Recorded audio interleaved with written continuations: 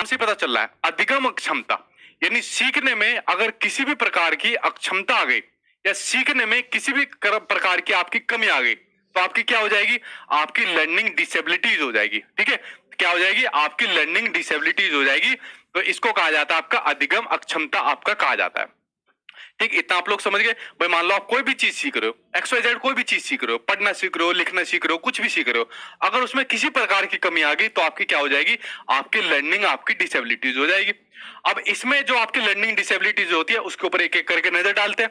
पहली learning disabilities आपकी dyslexia.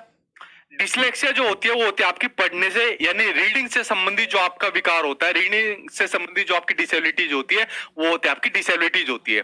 जब बच्चा किसी चीज को पढ़ने में दिक्कत फेस करे, मान लो फ्लुएंटली नहीं पढ़ पा रहा, शब्दों को उल्टा पलटना नहीं सीख पा रहा, या शब्दों को पढ़ने में दिक्कत समस्या हो रही है, पढ़ने से संबंधित एक्स वाई जेड जितने भी आपके संबंधित विकार हो जाएंगे वो हो जाएंगे आपके डिसलेक्सिया हो जाएंगे। कि पढ़ने से संबंधित आपके जितने भी विकार है वो कौन से हो जाएंगे, आपके डिसलेक्सिया हो जाएंगे। ठीक है, उसके अलावा जैसे एक क्वेश्चन है आपका कि अगर बच्चे ने बी को डी पढ़ा और सा को वाज पढ़ा तो कौन सा विकार है आपका, आपका डिसलेक्सिया हो जाएगा। ठीक है, अगर पढ़ा तो।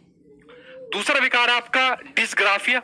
ग्राफिया के अंदर क्या आ रहा है, ग्राफ, और ग्राफ पर हम लोग क्या काम करते हैं, ग्राफ पर हम लोग लिखते हैं। ग्राफ पर हम लोग क्या काम करते हैं, ग्राफ पर हम लोग लिखते हैं। तो लिखने से संबंधित आपके जितने भी विकार होते हैं, बच्चा सही से लिख नहीं पा रहा, लिखने की जो उसकी लेखन क्षमता है वो सही नहीं है, ठीक है, लेखन की जो उसकी राइटिंग है वो आपकी सही नहीं है, तो लिखने से संबंधित आपके जितने विकार होते हैं वो आपके डिसग्राफिया होते हैं। कौन से होते हैं, आपके डिसग्राफिया होते हैं।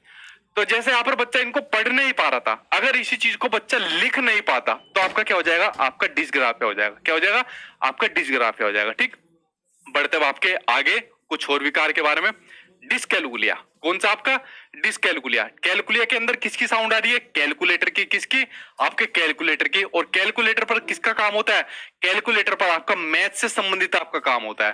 तो मैथ से संबंधित आपके जितने भी विकार होंगे, ठीक है, तो वो सारे आ जाएंगे आपके डिसकैलकुलिया के अंदर आ जाएंगे। बच्चा तर्क नहीं कर पाता, मैथ्स की गणनाएं नहीं कर पाता, तो मैथ से संबंधित एक्स वाई जेड जितने भी विकार हो जाएंगे आपके डिसकैलकुलिया के अंतर्गत वो आपके आ जाएंगे। ठीक, अगला देखते हैं। अगला आपका डिस्मोर्फिया। तो डिस्मोर्फिया की ट्रिक मैंने आपको क्या बताई थी, डिस्मोर्फिया के अंदर आ रहा है आपका मोर। ठीक है, और जब बच्चा, अगर बच्चे ने किसी मोर को देख लिया और मुर्गे को देख लिया, अब बच्चे ने मोर को देखा और मुर्गे को देखा और दोनों के अंदर कंफ्यूज हो गया। और कंफ्यूज क्या हो गया, इनकी शारीरिक बनावट को देखकर, यार मोर भी ऐसे लग रहा है और मुर्गा भी ऐसे लग रहा है, दोनों सेम लग रहे हैं। तो बच्चा जब किसी को देखकर उनकी शारीरिक बनावट के आधार पर भ्रम की स्थिति में आ जाए, किस पर, किसी चीज को देखकर, किसी वस्तु को देखकर या किसी और कंसेप्ट को देखकर ये उनकी शारीरिक बनावट के आधार पर भ्रम की स्थिति में आ जाए तो होता है आपका डिस्मोर्फिया हो जाता है। ठीक है, इस तरीके से। अगला देखते हैं आपका अगला विकार। अगला विकार आपका डिस्फेजिया। डिस्फेजिया के अंदर क्या आ रहा है, फंसने की साउंड आ रही है। जब बच्चा अपनी भाषा के अंदर फंस जाता है, बोलते हुए अपने विचारों को सही से एक्सप्रेस नहीं कर पाता, ठीक है, तो भाषा से संबंधित जो आपका विकार है, जब अपनी भाषा में फंस जाता है तो कौन सा विकार हो जाएगा, आपका डिस्फेजिया हो जाएगा। कौन सा हो जाएगा, आपका डिस्फेजिया हो जाएगा। ठीक, इसको समझ गए आप लोग। अगला देखते हैं, अगला कौन सा है भाई आपका, अगला आपका मोटर स्किल से संबंधित विकार जिसका नाम आपका डिस्प्रेक्सिया। डिस्प्रेक्सिया विकार होता है जब बच्चे के आपका मोटर स्किल से संबंधित विकार होता है जब बच्चा अपनी आंखों का और अपने हाथों का अपना कनेक्शन नहीं बैठा पाता। जैसे मेरे हाथ में पेन है तो मैंने इस पेन को उछाला और पकड़ लिया, लेकिन अगर किसी बच्चे में डिस्प्रेक्सिया का आपका विकार होगा तो मैं उसको पेन फेंकूंगा ना तो पेन हाथ यहाँ पकड़ेगा और मुंह उसका इधर रहेगा। तो बच्चे के अंदर ये होता है आपका डिस्प्रेक्सिया का आपका विकार होता है।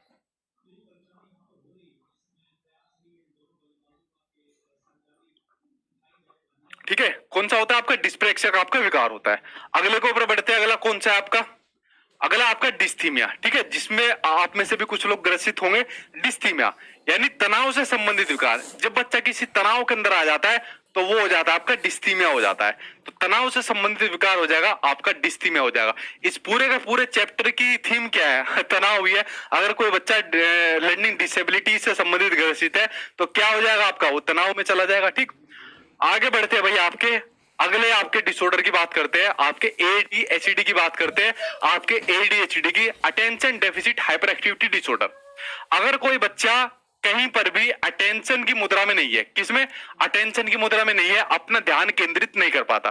जैसे अगर किसी बच्चों को आपने कहीं पर बैठा दिया, अगर किसी बच्चों को आपने किसी एक जगह पर बैठा दिया, वो वहां पर नहीं बैठेगा। अगर उसका हाथ में मोबाइल दे दिया, मोबाइल में जल्दी जल्दी टाइप करेगा, रिमोट दे दिया, सारे बटन जल्दी जल्दी दबा देगा।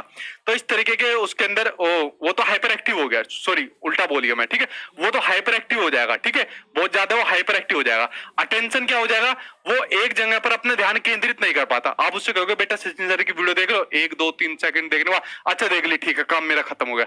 इस तरीके से अपना ध्यान वो केंद्रित नहीं कर पाता, ठीक है, वो बहुत ज्यादा हाइपर एक्टिव होता है और बहुत ज्यादा अटेंशन वो मतलब अपना ध्यान केंद्रित नहीं कर पाता। तो ये होता है आपका ADHD होता है। उसके अलावा बात करते हैं आपके एक बड़े ही महत्वपूर्ण एक्ट के बारे में, जो एक्ट है आपका RPWD एक्ट है, यानी कि